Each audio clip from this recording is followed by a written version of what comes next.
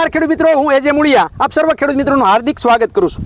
ખેડૂત મિત્રો, આપણે બધાને ખ્યાલ છે કે આ વખતે સરકારશ્રી દ્વારા એક કપાસની અંદર કોટન ક્રાંતિ મિશન અંતર્ગત જે છે ખેડૂતોને કપાસ જે છે એનું નજીક પાટલે વાવેતર કરવાની ભલામણ કરી છે। ત્યારે ખેડૂતો અવઢવમાં છે કે કેવી રીતનો કપા વાવેતર કરેલું હોય તો એમાં આપણે જે છે સરકારે જે 28,000 રૂપિયાની ભલામણ કરી છે તો એ આપણે મળવા પાત્ર થાય। તો ખેડૂત મિત્રો, સરકારશ્રી દ્વારા જે છે એ 30/60 ગાળે એ આપણને વાવેતર કરવાની ભલામણ કરી છે। ત્યારે મિત્રો, જો આ રીતનો કપાસ વાવેલો હોય, જે આ કપાસ જે છે એ અમારા પ્રગતિશીલ ખેડૂત છે એમણે જે છે આ વખતે આ નવી જ વેરાયટી એ પસંદ કરી અને વાવેતર કર્યું છે। કપાસભાઈ, ભાઈ ગોપાલભાઈ, આમાં કયો કપાસ આ વાવ્યો છે તમે?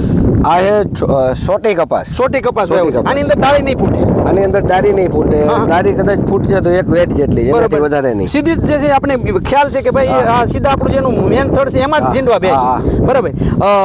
તમે કેટલા બાય કેટલે અંતરે વાવેતર કર્યું છે? મારે 30/12 30/12 એટલે જે બે હાર વચ્ચેનું અંતર જે છે એ 30 નું છે અને બે છોડ વચ્ચેનું અંતર છે એ 1 ફૂટનું, એટલે કે 12। એટલે આવી રીતના જો ખેડૂત મિત્રો વાવેતર કર્યું હોય તો આપણે આ સરકારશ્રીનો જે લાભ જે મળવાનો છે એને આ લાભ જે છે મળવા પાત્ર થશે। બાકી ICM ની અંદર જે છે આપણે જે 7,500 રૂપિયા એમાં આપણે જે સાલુ પાટલે જે વાવેતર કરી છે એની અંદર પણ 7,500 રૂપિયા મળવા પાત્ર થશે। ત્યારે ખેડૂત મિત્રો, તમને જે છે એવું આપણે એમ થતું કે ભાઈ હવે આવી રીતનું વાવેતર કેમ કરવાનું, આ શું કામ વાવેતર કરવાનું? ગોપાલભાઈ, તમે જે છે આવી રીતનું શું કામ વાવેતર કર્યું આ વખતે? આ નવી વેરાયટી, એકદમ નવી વેરાયટી માર્કેટમાં આવેલી છે એટલે એનો અખતરો કરવા માટે એક કેવી વસ્તુ થઈ છે અને પ્લસ આ જે વેરાયટી છે આની અંદર મેન ખેડૂતોને મેન પ્રશ્ન એ રહે છે કપાસને જે નિંદામણ થાય તો આ પાટલાની અંદર કાંઈ પણ વસ્તુ હાલે નહીં તો કેમ કરવું? બળદ હાલે તો અત્યારે બળદો કોઈ રાખતા નથી, આધુનિક ટેકનોલોજીમાં સનેડા કે મિની ટ્રેક્ટરથી બધા ખેતી કરતા હોય તો એ હવે આમાં શક્ય નથી હાંકવા માટે। પણ આનો એક ફાયદો એવો છે કે આની ઉપર તમે રાઉન્ડ અપ જે આપણે કહીએ કે ગ્લાયસેલ કહીએ કે એ નિંદામણ માટે તમે મારી શકો છો, બરાબર? અને પછી જે છે એ આ કપાસને એટલો બધો હાંસવાનો નથી।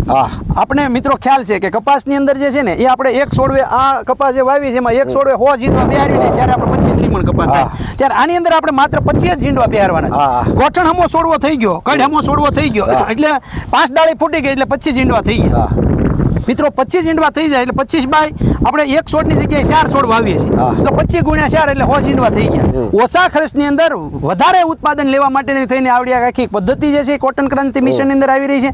આ વર્ષે આપણે થોડાક જે છે લેટ થયા છીએ કારણ કે કેન્દ્ર સરકારની યોજના છે। જ્યારે યોજના જે છે સરકારે લોન્ચ કરી ત્યારે ગુજરાતની અંદર ઓલરેડી વાવણી થઈ ગયેલી હતી, તો પણ જે છે આવી રીતના આવી નવી વેરાયટીઓ જે ખેડૂત મિત્રોએ વાવી છે એ ખેડૂત મિત્રો જે છે એ જ આમની અંદર એ તમારા ગ્રામ સેવક દ્વારા વેરિફિકેશન કરવામાં આવશે અને એમને જે છે એ આ લાભ જે છે દેવામાં આવશે।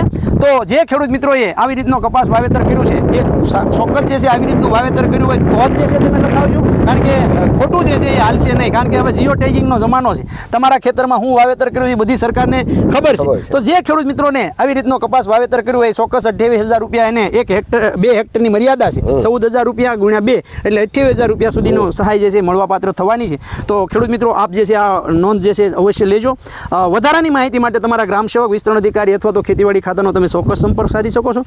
ગોપાલભાઈ, તમે એક નવી પદ્ધતિનો ઉપયોગ જે છે એ દિવસે શરૂઆત થઈ ગઈ મિત્રો। કપાસની અંદર પણ જે છે હવે પછી આપણે એમ થાય કે આવું નજીક વાવે કાંઈ ન થાય, કાંઈ ઉત્પાદન નહીં આવે, પણ વેરાયટીઓ ફરશે અને વેરાયટીઓ ફરશે એટલે ચોક્કસ ઉત્પાદન મળશે। આપણે આ કપાસ તૈયાર થાય ને ત્યારે પણ જે છે તમને દેખાડવાનો પ્રયત્ન કરશું કે કેટલું ઉત્પાદન મળ્યું છે, કેવી રીતના છોડ છે થયા છે, તો આવતા વર્ષે આપણે ખ્યાલ આવે। જો કે આ કપાસ જે છે મારા વિસ્તારની અંદર, હું બોગરાવદર વિસ્તારમાં નોકરી જ્યારે કરતો હતો ત્યારે 7-8 વર્ષ પહેલાં પણ આવી રીતના ખેડૂતો કપાસ વાવતા હતા, જે આપણે જેકેની વેરાયટી હતી, ATM વેરાયટી સૌપ્રથમ તો બિનપિયત જ આવતી હતી, ત્યારે જે છે ખેડૂતોએ વાવતા હતા અને ખૂબ સારું પરિણામ મેળવતા હતા। મિત્રો, આપણે દેશની અંદર જે છે વધારે કપાસ વાવેતર કરીએ છીએ પણ ઉત્પાદન જે છે બીજા દેશોની સરખામણીમાં આપણું ઘણું બધું નીચું છે।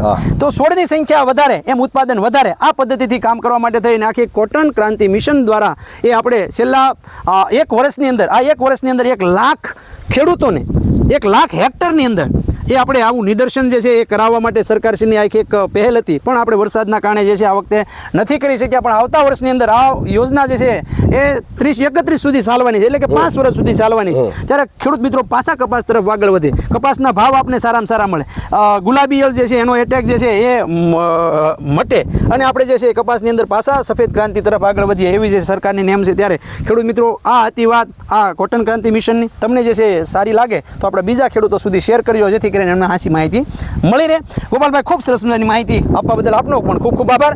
ખેડૂત મિત્રો, કપાસ બાબતેની કોઈ પણ કામગીરી હોય, કોઈ પણ જે છે તમને કાંઈ દવા, ખાતર, બિયારણના માટે કંઈ શું કહેવાય કે પ્રશ્નો નડતા હોય, ગોપાલભાઈ તમારો હેલ્પલાઇન નંબર આપો જેથી કરીને અમારા ખેડૂતો તમારો સંપર્ક સારી છે. 8786227775. મિત્રો, કોટન ક્રાંતિ મિશન બાબતે એને કાંઈ ન પૂછતા, બરોબર, એ તમારા ગ્રામ સેવકને અથવા તો વિસ્તરણ અધિકારીને પૂછો, કારણ કે નકર કોટન ક્રાંતિમાં ગોપાલભાઈને કાંઈ ખબર નહીં હોય. પછી તમે એમ કહો કે એ કાંઈ જવાબ દેતા નહીં. એ તમને કપાસની ઉત્પાદન કેમ વધે એની વાત ચોક્કસ કરશે, બરાબર. દવા કઈ નાખવી, ખાતર કઈ નાખવું, કારણ કે એને ખેડૂત એગ્રો સેન્ટર જે છે સાણસલી ખાતે છે, એટલે એ એને બધી ખબર છે.